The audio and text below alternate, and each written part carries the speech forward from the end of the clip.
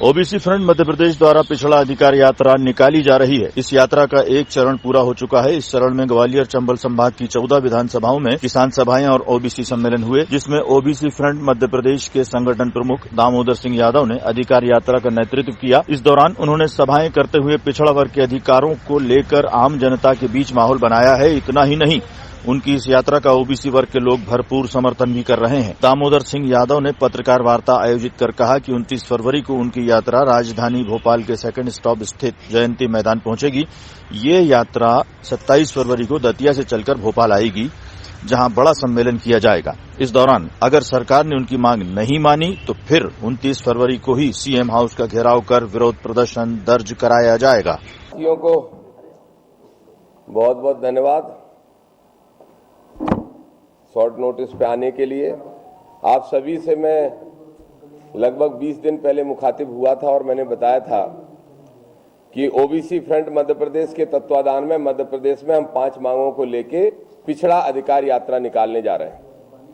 हमारी यात्रा 28 तारीख को शुरू हुई थी। दतिया मां पीताम्बरा से पहला चरण शुरू हुआ था और 7 दिन के अंदर लगभग 14 विधानसभा में आम सभाएं, किसान सम्मेलन, ओबीसी सम्मेलन करते हुए उसका समापन पहले चरण का हो गया। और ये पहला चरण ग्वालियर चंबल संभाग में बहुत सफल रहा।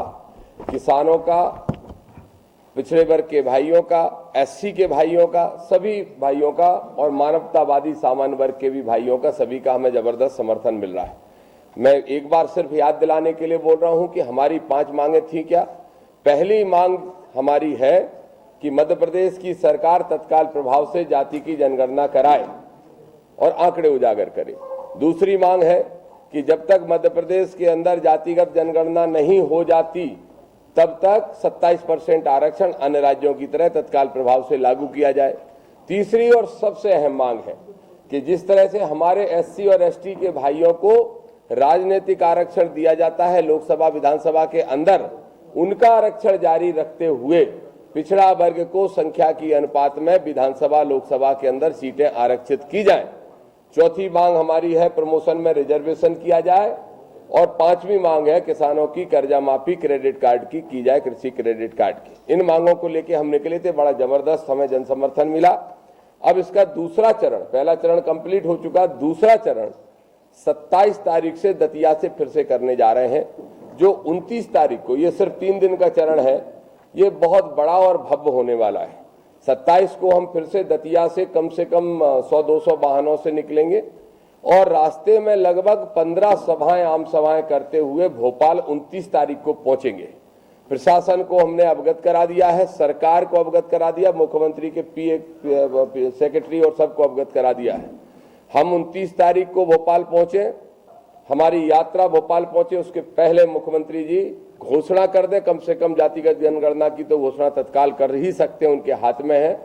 अन्यथा हम यहाँ पे जयंती पार्क में, पहले जयंती मैदान में सभा करने वाले हैं सेकंड स्टॉप पे, और उसके बाद पैदल मार्च करके मुख्यमंत्री का घेराव करने के लिए भी जाएंगे और आवश्यकता पड़ने पर राजभवन की तरफ भी कूच करेंगे।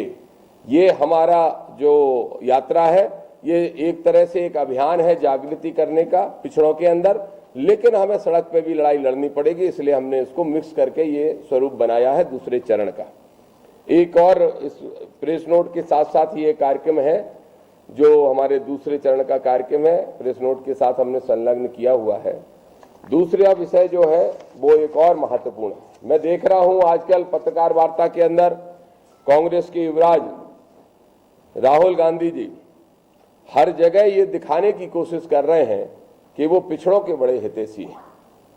मैं राहुल गांधी जी से उन्हीं की भाषा में 5 सवाल पूछ रहा हूं, अगर हिम्मत है तो जवाब दे दें, अगर भूल हुई तो सुधार कर लें, अन्यथा उनकी भारत जोड़ो यात्रा का विरोध हमारा संगठन मध्य प्रदेश के अंदर सड़कों पर उतर के करने वाला है।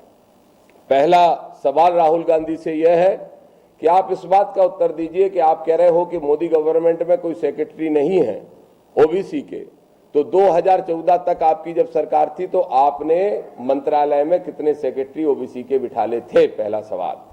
दूसरा सवाल राहुल गांधी जी से यह है कि मानवर कांसीराम साहब, मानवर मुलायम सिंह यादव जैसे नेताओं का जब उदय नहीं हुआ था तो आपकी पार्टी में कितने मुख्यमंत्री ओबीसी के हुआ करते थे? कितने राज्यों में बता दें।